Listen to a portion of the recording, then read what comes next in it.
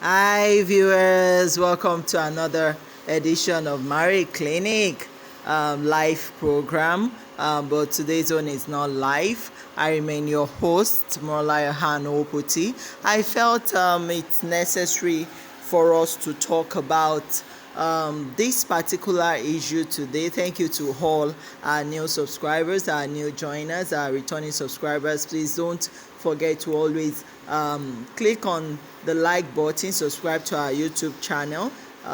You will learn a lot here at Marie Clinic. So I felt it's important for us to talk about this Dowen College student saga that happened recently. I want us to look at the lesson for parents in this issue, in this saga. I read the story as published by the parent today on LinkedIn, and I've been following the story as well, and I realized that somehow the parents, should have seen that something is not right with this boy, because according to what they published, they said he came home.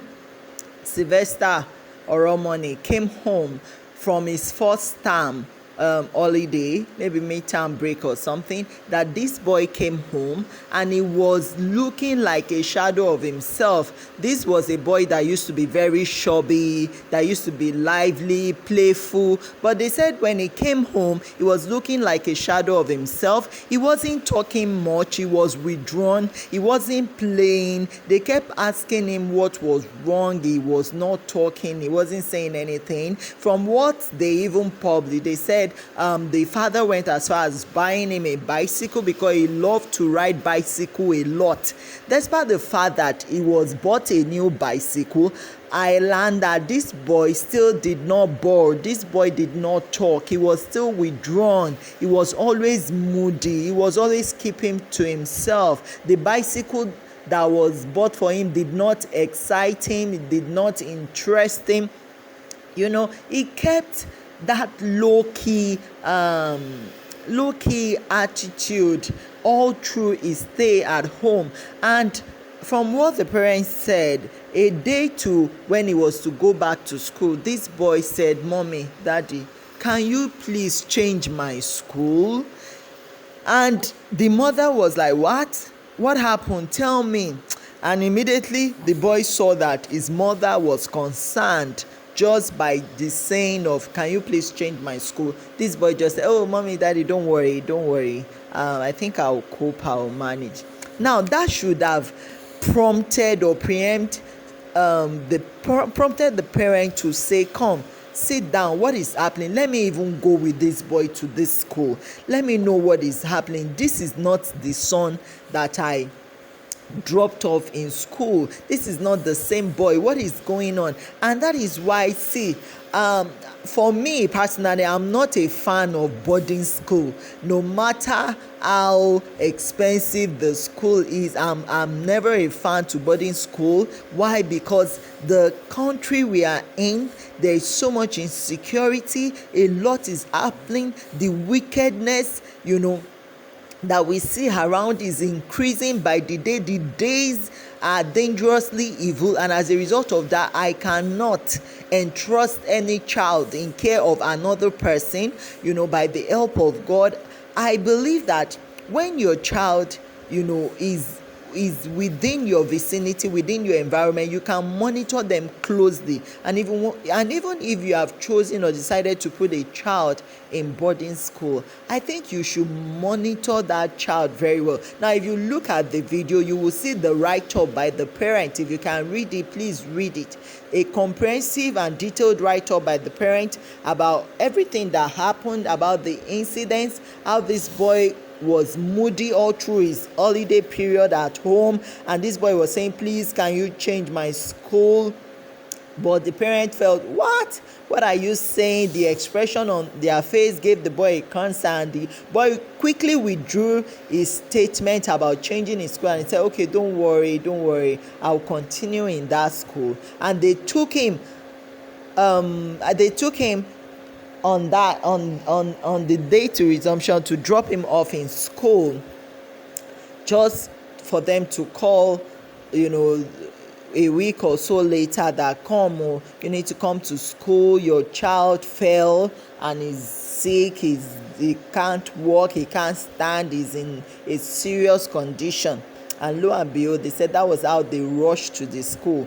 When they got to the school, they saw all his mouth swollen with sores and bruises, and they said, what kind of fall is this that could create this kind of bruises, in the mouth of a child? The boy is 12 years old. I mean, this fall it can't be a fall, and they said this boy could not walk. If you watch this video, you will see the images where he was hospitalized. He could not walk, he was limping. They had to be carrying him. The men had to help him to walk. And this boy was taken to a nearby hospital, and it was while they were there that they saw, when they observed the boy, did tests and everything, they saw that this cannot be a fall. The school claimed that he was playing football and he fell, which is a lie. That is an untrue statement, because looking at that boy, the state the boy was in, that cannot be a fall. And and the school authority kept quiet about it. They didn't say anything anymore until Lagos State government swing to action and shut the school indefinitely. So Lagos State went there, they shut the school, apparently after there's so much noise about what has happened there. Some people say, oh, it was the cultists in the school, that did that to him. And I was wondering, cultists in a secondary school? He's only 12 years old. This boy told his parents at the hospital how his things were collected from him. They were always collecting the beverages, the provision that his parents gave him to take to school. They would collect it from him. He explained how they always threatened to kill him. He explained how he was locked up in a cupboard for 2 days. Parents, please, I want us to be careful parent. Don't be a careless parent. Let's even assume that you are so much in love with boarding school.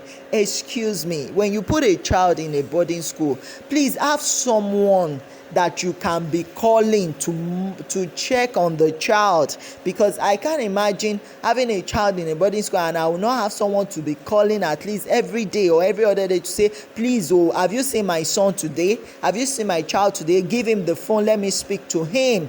That is how a parent should behave, because these children, it's not easy to give back to them, and it's not easy to train them. Having trained a boy child to 12 years old, look at what has happened. I mean, if the parent had paid attention to all the mood swing and all the withdrawal signs that the boy showed when he came home on holiday, and the fact that the boy was emaciated, they said he had grown lean. If the parent had paid attention to that, they should have known that something is not right with him, something is wrong. They should have followed him to school to make his investigation inquiry. And that is why till tomorrow I will forever respect and praise my mom, because I remember when we were in school, both primary and secondary, any little mark she sees on our body, she must go with us to school.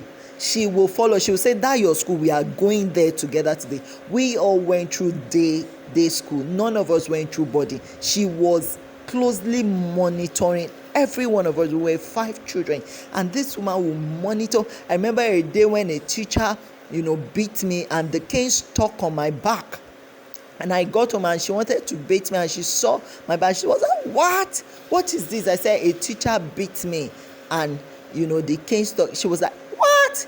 The next day she followed me to school. It became an issue. Superb heard about it because she escalated. She was also a senior teacher then. So how that is how good parents should behave. You should monitor your children, check them out, be sure nothing strange is happening to them. Check their bodies, check their moods, their disposition, know when something has changed about them, and don't just ignore, don't just assume, don't say they are now big boys now in the secondary school, is just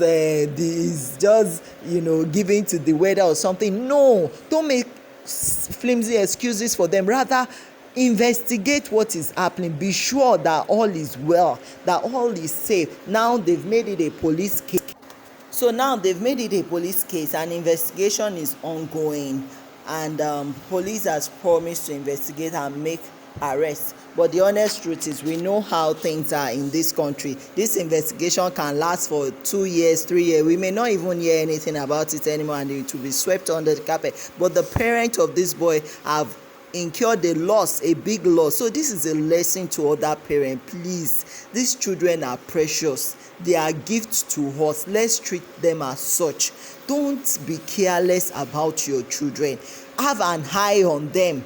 Know what is happening to them. Know the peer pressure they are facing in school, in whatever gathering, wherever they find themselves. Understand what peer pressure they are facing. Understand what is happening to them. Don't just leave them there and say, oh, I trust the school, we are paying big money in the school. Please, it's not by the money. Human beings these days, you can't predict what is in the heart of men. So you can't entrust your child in the care of just anyone. Even when you do that, you need to monitor them closely.